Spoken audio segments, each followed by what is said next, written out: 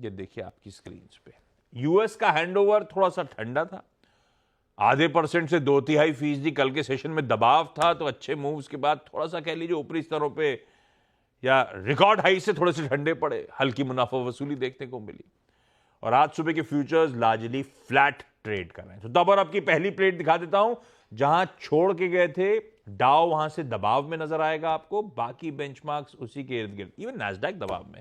ये देखिए स्क्रीन पे, तो कुछ दबाव डाइजेस्ट करना है उस लिहाज से गिफ्ट निफ्टी तो फिर भी ठीक ठाक संकेत दे रहा है। पर हरमाज, गुड मॉर्निंग आपको, क्या हुआ, क्या क्या जानना चाहिए और मूड है कैसा? गुड मॉर्निंग आशीष। और मूड में आपको एक सेंटेंस में समराइज कर देता हूँ, इट्स ऑल अबाउट चाइना। जो कुछ भी कल से हो रहा है वो चाइना के जो सारे अनाउंसमेंट्स, घोषणाएं हुई है, उन सब के रिएक्शन से हो रहा है, उनके एक्शंस का रिएक्शन हमें देखने मिल रहा है। चाइना में वो पॉलिट ब्यूरो की जो मीटिंग हुई थी वो अभी वो खत्म हुई है, अब और एक बैठक होने वाली है इस हफ्ते। तो वो कल की जो घोषणाएं हुई थी उस वजह से ये सारे एक्शन रिएक्शंस हमें देखने मिल रहे हैं। और यूएस के बाजार तो कोई चिंता की बात नहीं है, रिकॉर्ड लेवल से थोड़ा सा नीचे आए। डाउ का अंडर परफॉर्मेंस जारी है, पिछले 6 सेशंस में से 5 में गिरावट देखने मिली है हमें डाउ में। कल भी 250 अंक की गिरावट देखने मिली हमें डाउ में। मगर अब हम ये भी नहीं कह सकते कि एनवीडिया डाउ का हिस्सा नहीं है, इसलिए डाउ ने अंडर परफॉर्म या आउट परफॉर्म करा, बेहतर करा, क्योंकि अब तो वो डाउ का भी हिस्सा है। कल एनवीडिया के शेयरों में गिरावट देखने मिली, इस वजह से तीनों बेंचमार्क्स में हमें एक सरी की गिरावट हमें देखने मिली। पर गिरावट क्यों आई एनवीडिया के शेयरों में? 3% की गिरावट हमने देखने मिली क्योंकि चाइना का जो मार्केट रेगुलेटर है उन्होंने एनवीडिया के खिलाफ एंटी मोनोपोली इन्वेस्टिगेशन जो है वो उसकी शुरुआत करी है, जांच शुरू करी है। वो इसलिए क्योंकि एनवीडिया ने 2019 में मेलानॉक्स नाम की कंपनी के अधिग्रहण की घोषणा की थी और 2020 में जो है वो उसका अधिग्रहण जो है वो पूरा किया था। लगभग $7 बिलियन का वो अधिग्रहण था और उस वजह से जो चीन के जो रेगुलेटर्स हैं उन्हें लग रहा है कि उन्होंने उसमें एंटी मोनोपोली जो लॉज है उनका उल्लंघन किया है, लिहाजा उस पर ये जांच शुरू की गई है। इस वजह से एनवीडिया के शेयरों में गिरावट आई। आप कह सकते हैं कि ये एक जैसे को तैसा, टिट फॉर टैट या नहले पे दहला आप कह सकते हैं, क्योंकि अमेरिका ने भी ये सारे जो चिप कंपनीज है उनके निर्यात पर रोक लगा रखी है। चाइना के जो मिलिट्री फर्म्स है उनको आप बेच नहीं सकते, जो क्रिटिकल चिप्स है, तो उस वजह से भी आप कह सकते हैं। मगर जो जहां कमजोरी नहीं दिखी वो जो चीन से संबंधित जितने स्टॉक्स हैं उनमें कल जबरदस्त उछाल देखने मिला। यूएस के बाजारों में अलीबाबा के शेयरों में 7.5% का उछाल देखने मिला।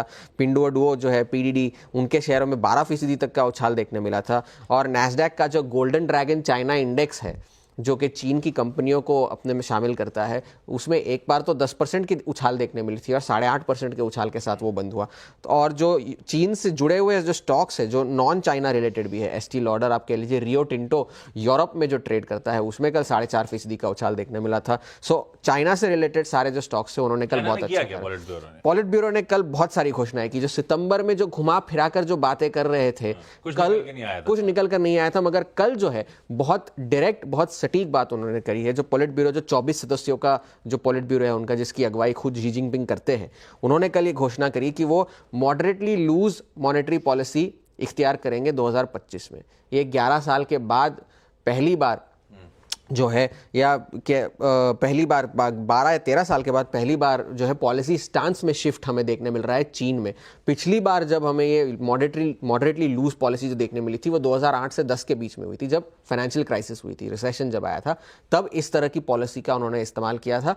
और उसके बाद 2011 के बाद अब ये पहली बार दरें काटेंगे, ब्याज दरों में कटौती होगी, लिक्विडिटी डाली जाएगी। हाँ, ब्याज दरें काटी जाएंगी, वो बड़ा टेक अवे है, वो एक बात है। और जो मांग है चाइना में, अभी भी कंजम्पशन जो है वो बहुत ही कमजोर है। कल महंगाई के आंकड़े जो आए थे वो भी अनुमान से कमजोर थे। जो पॉलिट ब्यूरो ने यहाँ भी कहा कि हम जो मर्जी हो वो करेंगे, मगर कंजम्पशन जो है वो बढ़ाना है हमें। इस वजह से ये सारे जो एस्टी लॉडर और ये सारे जो लुई विटॉन के जो शेयर है उनमें कल उछाल देखने मिला। अब आगे क्या? और अगर उन्होंने, पॉलिट ब्यूरो ने ये भी कहा कि जो 5% के उनके जो ग्रोथ के जो टारगेट्स है वो हम आसानी से हासिल कर लेंगे इस साल, और अर्थव्यवस्था को है वो हम और खोलेंगे, विदेशी निवेश के लिए स्थिरता लाएंगे उसमें, वो भी पॉलिट ब्यूरो ने कहा। उस वजह से भी अब जो है आज सुबह भी चीन के बाजार उछाल के साथ खुले हैं। CSI 300, शंघाई दोनों 3-3% के उछाल के साथ खुले हैं और कामकाज कर रहे हैं। अब आगे क्या जो है, अब वो सेंट्रल इकोनॉमिक वर्क कॉन्फ्रेंस जो है उस पर नज़र होगी, उसकी बैठक होने वाली है इस साल, इस हफ्ते।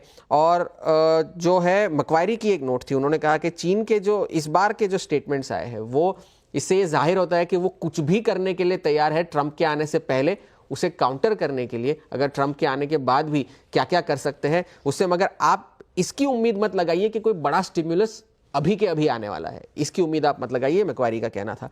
चीन के इन घोषणाओं के बाद बेस मेटल्स, तेल, सोने सबकी कीमतों में उछाल हमें देखने मिला, तो ये एक अच्छे संकेत थे। अब चाइना में जो ट्रेड डेटा आने वाला है उसका हम इंतज़ार कर रहे हैं कि जब ट्रेड डेटा आएगा उस पर क्या निकल कर आता है उसमें से। और कल अमेरिका में महंगाई के आंकड़े आएंगे और 2.7% का अनुमान है, जो अभी भी 2% के लक्ष्य से काफ़ी दूर है। पिछले महीने 2.6% था, तो वो देखने वाली बात होगी। तो फिलहाल के लिए यूएस से हैंडओवर थोड़ा कमज़ोर है, मगर चीन के जो सारे जो है स्टॉक्स वो मजबूती के साथ कामकाज कर रहे हैं और मेटल्स पर ध्यान देने की ज़रूरत है। इन सब के बीच में मेटल्स पे ध्यान दीजिएगा आज। ठीक है, मतलब ग्लोबल हैंडओवर ऐसा कोई नहीं, यूएस अगर ठंडा दिख रहा है तो रिकॉर्ड हाई से थोड़ा बहुत पस पड़ा होगा, ऐसा कुछ कोई ऐसी चिंता वाली बात नहीं। ठीक है, तो ग्लोबल हैंडओवर बढ़िया है। वैसे हमें एक और चीज पे रिएक्ट करना है। कल शाम को आरबीआई गवर्नर साहब का नाम सामने आ गया। भाई अब तक तो मेरे ख्याल से सब यही मान रहे थे कि करंट आरबीआई गवर्नर शक्तिकांता दास साहब को एक और एक्सटेंशन मिल जाएगा, पर नाम आया है संजय मल्होत्रा साहब का। मल्होत्रा साहब होंगे अब कल से 26th आरबीआई गवर्नर। इस समय रेवेन्यू सेक्रेटरी हैं और शेयर बाजार वाले शायद इनको आरईसी के सीएमडी के तौर पे ज्यादा बेहतर जानते होंगे। रूरल इलेक्ट्रिफिकेशन कॉर्पोरेशन के चेयरमैन और मैनेजिंग डायरेक्टर भी थे मल्होत्रा साहब एक समय। वैसे बाकी सब मार्केट तो बंद थे, रुपए ने रिएक्ट करा था। रुपया डेज लोज पे जाके बंद हुआ है कल 84.73 के जोन्स पे, पर चैलेंजिंग समय पे ये अपने वो रेंज कहते हैं ना संभालने आए, जब स्टैगफ्लेशन की बड़ी चुनौती हमारे सामने खड़ी है और दूसरा एक्सटर्नल फैक्टर्स सपोर्टिव नहीं है। अभी आने हैं ट्रंप साहब, देखा है हमने डॉलर इंडेक्स की वॉलेटिलिटी, पर ठीक है, पता नहीं व्हाट प्रॉम्प्टेड कि संजय सर को अपॉइंट करा गया। क्या पता शक्तिकांता दास साहब के लिए कुछ बिगर रोल हो, who knows, the next finance minister, पता नहीं। ठीक है, देखेंगे। लेकिन कल से वो आरबीआई के दफ्तर में आपको 18वें माले पे बैठे हुए कोने के ऑफिस में नजर आएंगे। मानस के पास जाऊं उससे पहले जरा समीकरण दिखा देता हूं। एफआईज ने कल फाइनली वापस बाइंग करी। वापस इसलिए कह रहा हूं क्योंकि फ्राइडे को आपको याद होगा अपन बातचीत कर रहे थे, कल सुबह 1830 करोड़ रुपए की सेलिंग थी, तो कल 724 करोड़ रुपए की एफआईज की बाइंग है। सेलिंग इंटेंसिटी रिड्यूस हो चुकी है, रह रहे के बाइंग कर रहे हैं एफआईज, ये तो अब जग जाएगा। पिछले 5 दिनों की तस्वीर भी आपकी स्क्रीन पर आ जाएगी। हर दिन बाइंग है, बारिंग वो फ्राइडे को जो स्लाइड बिकवाली का आंकड़ा था।